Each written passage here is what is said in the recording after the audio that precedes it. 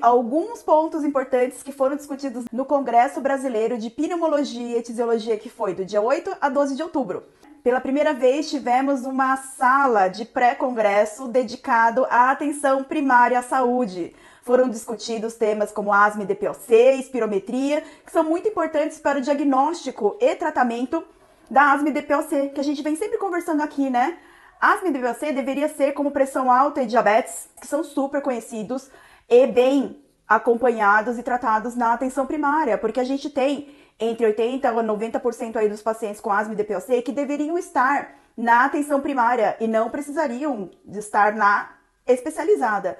Mas, pelo desconhecimento tanto dos pacientes quanto dos profissionais de saúde, a gente tem um subdiagnóstico muito grande aí em asma e DPOC, por pensarem que são doenças de crise, né? O paciente tem uma crise aí de falta de ar, de chiado, vai para o pronto-socorro, tem o atendimento e depois ele é dispensado para casa com tratamento agudo, né? Não um tratamento contínuo, um tratamento crônico, sendo que a doença é crônica. Eu sempre digo, né? A gente pega um paciente com pressão alta, né? Numa crise hipertensiva, trata essa crise hipertensiva e depois já começa a medicar e encaminha para um atendimento contínuo, porque que é que isso não acontece na asma e na DPOC. Vários profissionais foram treinados e tiveram a chance de participar desse pré-congresso de atenção primária, asma e DPOC.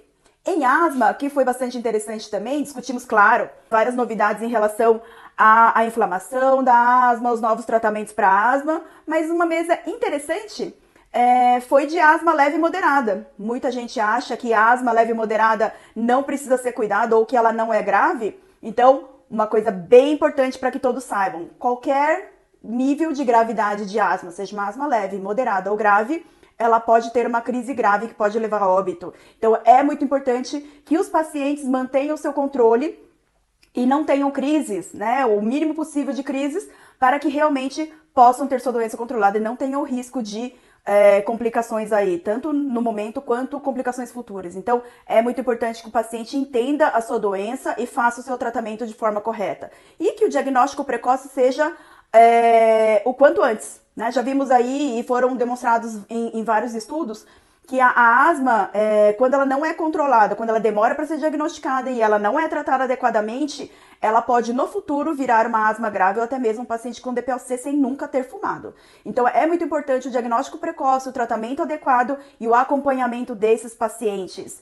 Uma outra coisa que foi trazida foi a parte genética, né? A gente tem vários estudos mostrando aí um avanço na genética da asma, mostrando que realmente existe um antecedente aí familiar, né, de ancestralidade até, e que a parte do componente do ambiente que também faz diferença para esses pacientes. Então, trazendo aí uma importância para o tabagismo, né, que a exposição ao tabagismo, tanto no intraútero quanto durante a infância, isso pode realmente fazer com que essas crianças virem adultos aí com problemas respiratórios no futuro. E também tiveram várias mesas falando sobre essa parte do tabagismo, e a gente lembrando que não é só o tabagismo do cigarro tradicional, sim, nos cigarros eletrônicos tivemos várias mesas discutindo as evidências que hoje mostra realmente o malefício do cigarro eletrônico, né? Que realmente a gente precisa ter uma atenção bem importante dentro do que hoje a gente começa a falar de nicotinismo, né? O tabagismo, ela é uma doença como qualquer outra doença de vício, né? De adição que a gente fala, tanto que ele tem um código internacional de doenças.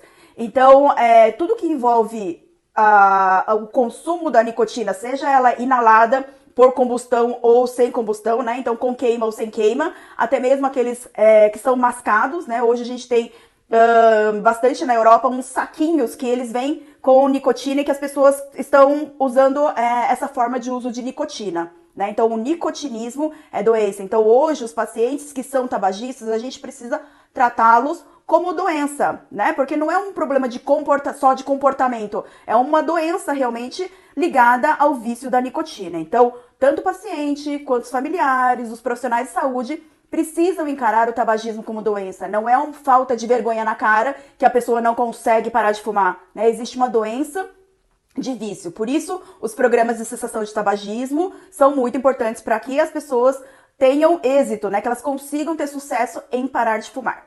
E DPOC, o que a gente teve de bastante importante de novidade, que todo mundo sempre gosta de novidade, é que temos um novo tratamento, né, de imunobiológico. Então, o que a gente tem para asma grave, que hoje a gente tem medicamentos que são imunobiológicos de aplicação subcutânea, agora nós temos uma aprovação, aqui no Brasil inclusive, para esses pacientes com DPOC que continuam muito sintomáticos e bastante exacerbadores, né, tendo muita crise. E a gente sabe que cada exacerbação, cada crise que um paciente com DPOC tem é um risco que ele corre. Um abraço, continue se cuidando!